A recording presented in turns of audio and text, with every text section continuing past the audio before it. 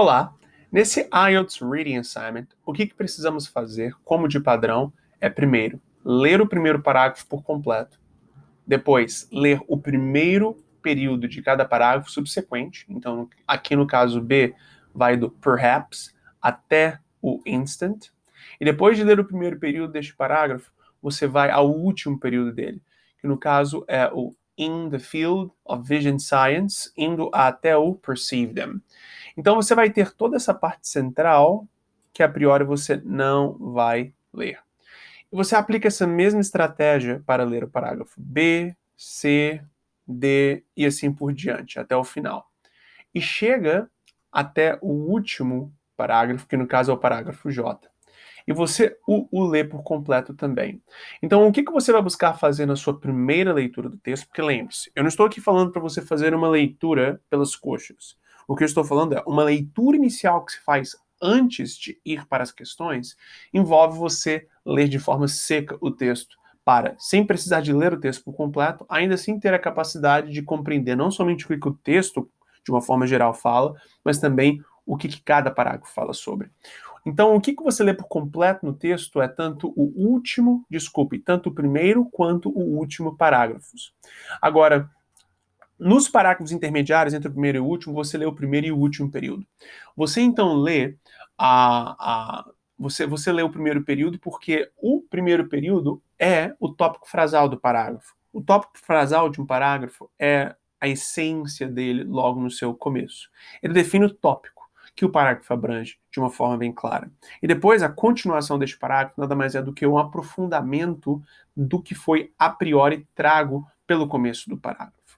E você também tem o último período do parágrafo sendo lido, porque com muita frequência em questões de matching no IELTS, ou seja, questões de conexão, onde você tem que conectar informações diferentes a cada um dos parágrafos do texto, como por exemplo, títulos possíveis a serem dados para cada um dos parágrafos, a informação precisa que define o que é um relacionamento correto entre uma determinada informação e um determinado parágrafo vai se encontrar no final do parágrafo.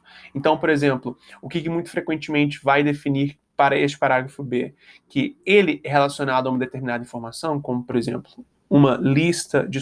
há um título em uma lista de títulos, ou há uma frase numa lista de frases, é o que é dito logo no fim dele, não no começo. E essa é uma estrutura do exame IELTS, considerando que você, de fato, tem o exame te forçando, ou ao menos querendo te forçar a ler tudo.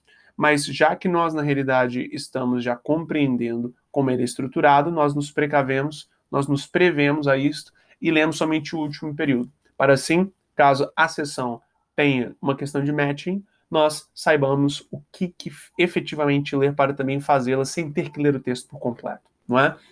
Matching, mais uma vez, são questões que envolvem relacionar diferentes informações a diferentes parágrafos. Matching em inglês é combinação. Então, é, de fato, bem autodescritivo. Então, você lê o primeiro parágrafo por completo, o primeiro e o último período de cada parágrafo subsequente, e depois o último parágrafo por completo. O primeiro parágrafo você lê porque é um introdutório, muito importante. O último parágrafo você lê porque é o conclusivo, também é muito importante. Em especial no que diz respeito a ideia geral que o texto busca passar. E você definitivamente tem questões no IELTS, em especial questões de múltipla escolha macro, onde que você, de fato, tem uma questão múltipla escolha que você tem que selecionar qual é o sentido geral do texto. E o sentido geral do texto, de fato, com muitas vezes é deixado bem claro através do seu parágrafo introdutório e o seu parágrafo conclusivo. Não é? Agora, existe uma observação importante também fazermos, que é o fato de que, além de você ler essas partes específicas do texto, você também busca destacar palavras-chave. Palavras-chave são informações específicas que definem com exatidão o tipo de informação que é abrangido no texto, ou melhor, no parágrafo em particular. Palavras-chave como nomes, números, datas, informação específica. Quando você faz ela ser visual, essas palavras serem visuais, por exemplo, aqui no parágrafo A, você tem este número, 100 milliseconds, ou seja, 100 milissegundos, não é? Definitivamente você tem aqui, então, essa informação específica sendo visualmente óbvia, e quando você for ir para uma questão que fala, por exemplo, sobre tempo, você facilmente volta ao texto e vai encontrar essa palavra 100 milliseconds definida aqui, deixada claro, e por consequência você vai saber que o parágrafo A é o parágrafo que abrange a informação que você busca e, portanto, aí você o lê novamente até achar a resposta. Isto, de fato, acelera e muito o seu processo de encontrar informação específica no texto, tomando como referência as questões. Então, 100 milliseconds é uma palavra-chave, nomes próprios, não é? Que de fato definem com exatidão o que nós buscamos. Realmente, por exemplo, temos aqui England, não é um nome próprio de um país. Definitivamente, isto pode ser uma referência para você. Também, isto, University of Central Lancashire in England, Charlie Froud. Definitivamente aqui, então, temos um nome próprio, tanto de uma pessoa quanto de uma instituição. São, então, definitivamente informações que você destaca. Evil Fit, isso daqui é de fato um sistema, também você destaca porque você provavelmente vai ter informação específica e questões envolvendo este sistema.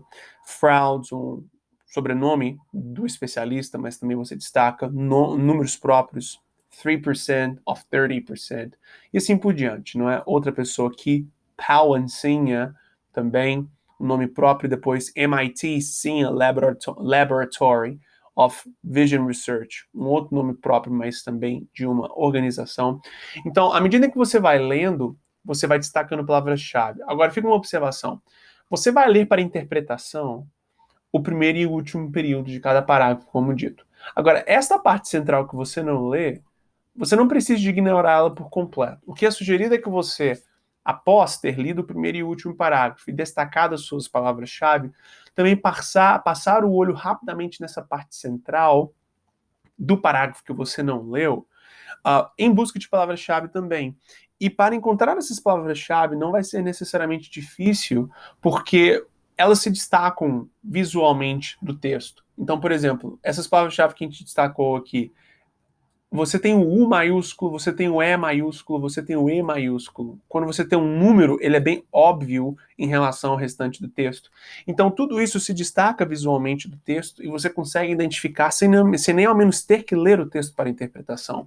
Então, você busca também nessas partes que você não leu, à medida em que você lê, parágrafo por parágrafo, também passar o olho rapidamente nessas coisas e efetivamente ver a existência ou não de palavras-chave que você pode destacar. Porque depois, quando você vai para as questões, você tem totais condições de retornar ao texto e, sim, ler os parágrafos por completo, incluindo as partes que você a priori não leu. E aí, com essas palavras-chave, ter uma referência melhor de onde que você pode encontrar as respostas. Tanto palavras-chave que você destacou nas partes que você de fato leu a priori para interpretação, quanto palavras-chave que você destacou e não estavam em partes que a priori você leu para interpretação. Ambos os tipos de palavras-chave são extremamente úteis neste processo de, tomando como referência as questões, voltar ao texto e identificar rapidamente as respostas, sem você ficar dando tiro para o alto ao retornar ao texto, até encontrar o parágrafo que, de fato, abrange o que você quer, não é? Então, perfeito. Então você tem esse primeiro ponto que é muito importante. Então aqui você tem um tipo de questão de matching, onde que você tem essas sentenças, que são na prática conclusões sobre diferentes parágrafos, e você vai ter que relacionar cada uma dessas conclusões ao respectivo parágrafo. Então você tem conclusões que são tiradas de cada um desses parágrafos, e você então tem que identificar, por exemplo, na conclusão 1, qual parágrafo essa conclusão é sobre. Se você então sente que essa conclusão é sobre o parágrafo H, a resposta para a questão 1 será H, não é? Então, aqui se mostra a importância de você ter lido os últimos períodos, não é? Os últimos períodos dos parágrafos. Porque você definitivamente tem com enorme frequência a informação que define que determinado parágrafo é relacionado a determinada informação, coisas que estão sendo ditas aqui no final dos parágrafos, não no começo e nem no meio. Então, você vai ter, de fato, que ler o último período para conseguir responder esse tipo de questão com real eficiência, mesmo não tendo lido o texto a priori por completo, não é? Então, aqui se mostra uma importância muito grande de nós termos tido a leitura do último período também. Aqui nesse outro tipo de questão que envolve um outro tipo de matching, você vai ter aqui uma lista de ideias, uma lista de opiniões, não é? Statements, ou seja, frases. E essas são frases ditas por diferentes especialistas. Charlie Froud, Jason Sealer e Pawan Singh.